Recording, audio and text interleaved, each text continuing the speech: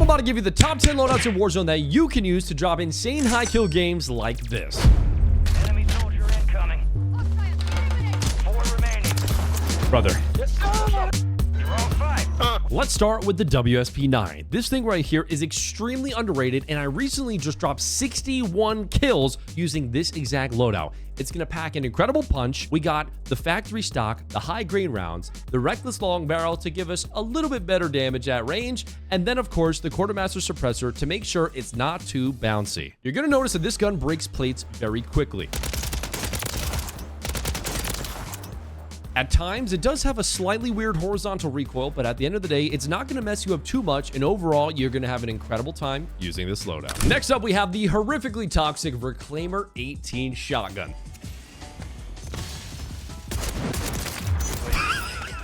This is by far one of the most overpowered things in the game right now, and I am waiting for them to nerf this. But until they do, this loadout right here is unbelievable. You guys got to use this Ultra CQC. If you get a little bit too far away from close quarters, you're going to get some hit markers. Not to mention, you're only going to have 4 bullets per shotgun. So it's just going to be 4 doofs, and then you're going to have to reload. So you got to make sure that you're up close and personal, and you're hitting your shots. We are using the Dragon's Breath ammunition. So at times, that will save you, as it will continue to burn your enemies after you hit them. But don't rely on it. Make sure you have enough bullets in the chamber at all times, and make sure you're close and personal. Moving away from the toxicity, we now have the MTZ-556. This loadout is unbelievable, and I don't see anybody using it. With virtually 0 recoil, this thing hits incredibly hard. Don't get me wrong, it's not the DTIR, but it competes, and you're going to see so right now. I was able to drop 40 kills with this thing, and everybody thought that I had a Cronus. However, it's just the loadout. It literally has no recoil.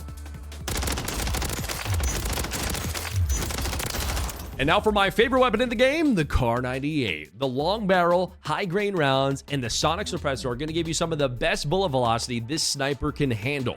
Pair that up with a range collar optic, and you're going to have smooth snipes, and the recon sling is going to reduce as much idle sway as possible, making it much easier to shoot your targets.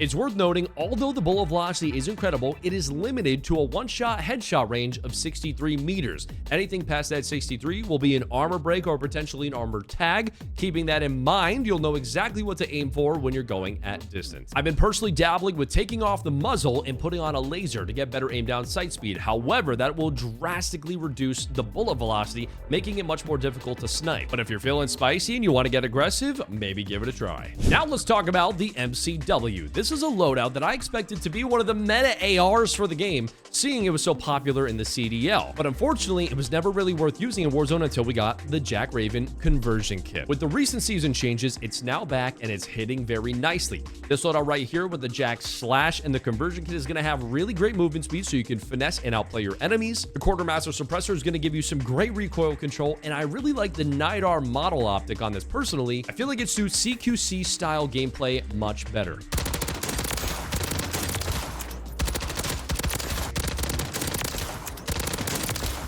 Now, this loadout does have a great time to kill. However, there is something that you need to know. The bullet velocity is not going to be spectacular, and that's because this is more of a close quarters, mid-range style build. Either way, this is an incredible loadout to drop insane high kill games. Next up, we have the Striker. When you put the quartermaster suppressor on this thing, it has no recoil. It's truly unbelievable. Pair that up with the Dr. 6 hand stop, and you're going to have some pretty good movement and aim down and sight speed, not to mention throwing the high grain rounds on there to pack an even stronger punch with better bullet velocity. It's going to go incredible with an AR and even better with a sniper.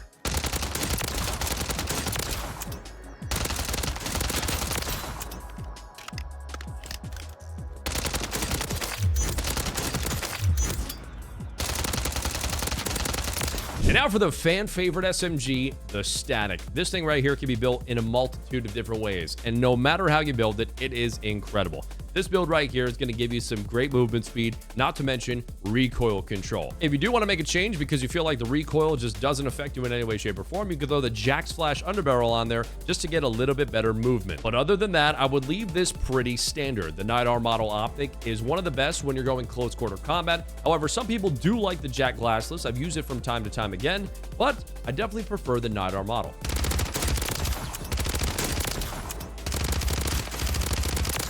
One of the most solid secondaries in the game right now, especially if you want to drop high kill games. Now let's talk about one of the worst metas we have ever had in Warzone history, the DTIR. This loadout is unbelievable in every way, shape, and form. When you throw the long barrel on there, the bullet velocity is spectacular. The quartermaster suppressor gives virtually no recoil. The Jack glassless optic is good up close, it's good at range, and the Rifleman 200 stock makes it a complete laser beam. Anybody in the world could use this loadout right here. You're going to have an incredible time if you use it. But man, I do hope it gets nerfed soon because I think it's even worse than the STG meta.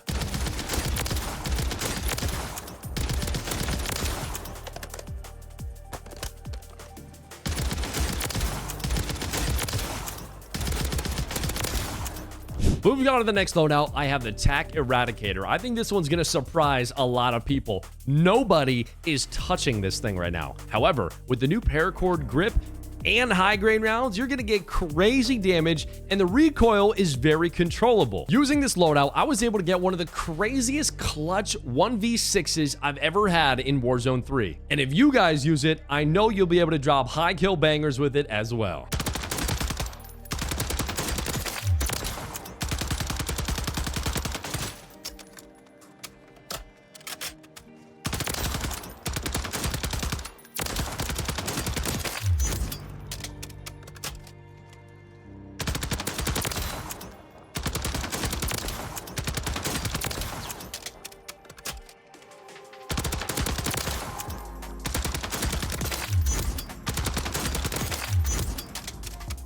And finally, we have the Rival 9. This loadout wasn't really hitting too hard, but after a recent buff, it hits much harder, especially when you put the high grain rounds on there. Typically, people will be scared to throw this on there because the recoil gets a little crazy. However, if you throw on the quartermaster suppressor, the paracord underbarrel, it's incredibly controllable and super fun to use. Keep in mind, this is a CQC build, so I don't want you trying to laser people across the map with it. The recoil will get a little bit uncontrollable at that point.